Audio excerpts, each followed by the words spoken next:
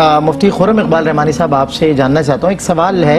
کہ 13 شعبان کے دن کو کہا جاتا ہے کہ یوم عرفہ ہے یا مردوں کی عید کا دن کہا جاتا ہے اس کو، اس حوالے سے رہنمائی فرمائیں کیا ہے یہ؟ بسم اللہ الرحمن الرحیم والصلاة والسلام علی رسول الکریم اما بعد۔ اس میں بنیادی بات یہ کہ دیکھیں ہمارے جو بھی معمولات ہوں وہ قرآن و سنت اور بزرگان دین کے بتائے ہوئے طریق کے مطابق ہی ہونے چاہیے۔ اس میں کسی بھی قسم کا کوئی ایسا نظریہ یا کوئی ایسی بات نہیں ہونی چاہیے جو قرآن و سنت کے خلاف ہو یا بزرگان دین کے طریق کے خلاف ہو۔ ٹھیک ہے، تو گو کہ عوام الناس بھی بات یقیناً مشہور ہے، لیکن اس کی کوئی سند نہیں ہے، کوئی حیثیت نہیں ہے۔ اسی طرح اور بھی بہت سارے ایسے معاملات ہیں جو ہمارے لوگوں نے بطور فیسٹیول اس کو اختیار کر لیا ہے، بطور رسم اختیار کر لیا ہے۔ شریعت کا جو مطالبہ ہے نا وہ رسم نہیں ہے، بلکہ شریعت کا مطالبہ ہے عبادت قرب الہی کے لیے۔ بالکل ٹھیک۔ تو اس رات کو بطور فیسٹیول اختیار کرنے کے بجائے پیارے آقا صلی اللہ علیہ وسلم، صحابہ کرام اور بزرگان دین کے جو معمولات رہے اس کے مطابق اس میں عبادات کی بجاوری کر کر اللہ کو راضی کرنے والے کام کرنے چاہیے۔ تو جس طرح یہ ایک مفہوم ہے، اسی طریقے سے پکوان کے حوالے سے بڑے لوگوں کے اہتمام ہوتے ہیں کہ جی خاص یہ چیزیں بننی چاہیے، اس کے علاوہ کچھ اور نہیں بننا چاہیے، خاص ان چیزوں پہ فاتحہ وصال ثواب ہونا چاہیے۔ تو یہ تمام چیزیں وہ ہیں جو لوگوں نے خود ساختہ اپنے اوپر لازم کر لی ہیں، اور شریعت کا مزاج اس کو پسند نہیں کرتا ہے۔ جس چیز کو اللہ اس کے رسول نے پابند نہیں کیا، جس چیز کا امت کو اپنے آپ کو اس کا پابند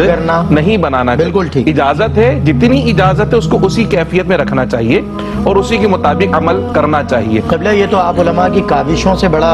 اچھا خوشائن ہو گیا معاملہ، ورنہ آپ کو یاد ہوگا کتنی کثرت سے آتش بازی کی جاتی تھی اس شب میں، جبکہ آتش پرستوں کا یہ طریق ہے۔ بالکل ایسے ہی ہے، یہ بڑا ایک اچھا یعنی ہماری طرف سے میسج چلا جائے گا، کیونکہ جہاں ہم رغبت دلا رہے ہیں وہیں ترک منہیات بھی ہمارا ہی ذمہ داری بنتی کہ جو غلط کام اگر ہمارے لوگ کر رہے ہیں اور ان کو علم نہیں ہے تو ہم وہ بھی ان تک پہنچا دیں۔ تو اس میں جیسے آپ نے اشارہ فرمایا آتش بازی کرنے کا، تو ہرگز آتش بازی نہیں کرنا چاہیے، آتش بازی کرنا حرام ہے۔ خاص طور پہ اس رات میں جب اللہ سبحانہ و تعالیٰ اپنے بندوں پہ رحمت فرما رہے اور اللہ کے فرشتے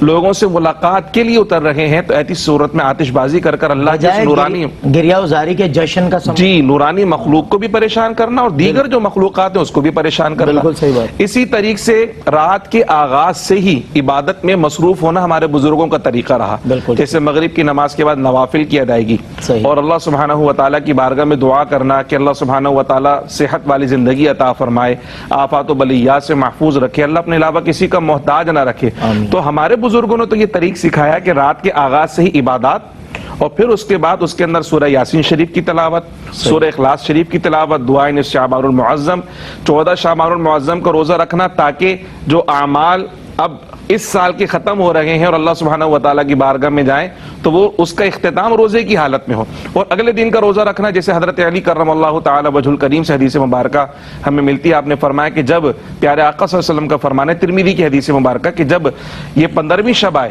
تو فرمایا فقوموا لیلہا، اس کی رات میں قیام کرنا، عبادت کرنا ہے، وصوموا نہارا، اور اس کے اگلے دن کا روزہ رکھنا ہے۔ تو یہ ہمیں معمول ملتا ہے عبادت کرنا اور اگلے دن کا روزہ رکھنا، یعنی عبادتوں کا جو آپ کا سال ختم ہو رہا ہے، جو اعمال کا سال ختم ہو رہا ہے، وہ اس کا اختتامی روزے پر ہو اور اس کا اگلا آغاز بھی روزے کی حالت میں ہونا چاہیے، چونکہ تقوی و پرہیزگاری کو بڑھانے والا ہے۔ بالکل۔ تو اس کے اندر جتنی ہماری طرف سے خاص طور پہ جو رسم و رواج ہے، اس کو رسم سے نکال کر اس کو عبادت پہ لے کر آئیے، اور جو بزرگوں کا طریق رہا اللہ کو راضی کرنا اور دیگر مشغولیات کو چھوڑ کر مساجد میں یا اپنے گھروں میں عبادت کا اہتمام کرنا، تاکہ آنے والی نسلوں کو بھی پتہ چلے کہ ہم نے خاص اللہ سبحانہ و تعالیٰ کی بارگاہ میں جو مقام قرب کے لمحات ہیں اس کو کبھی مس نہیں کرنا ہے، بلکہ باقاعدہ ان لمحات میں اللہ کی بارگاہ میں حاضر ہونا۔ کیا بات آپ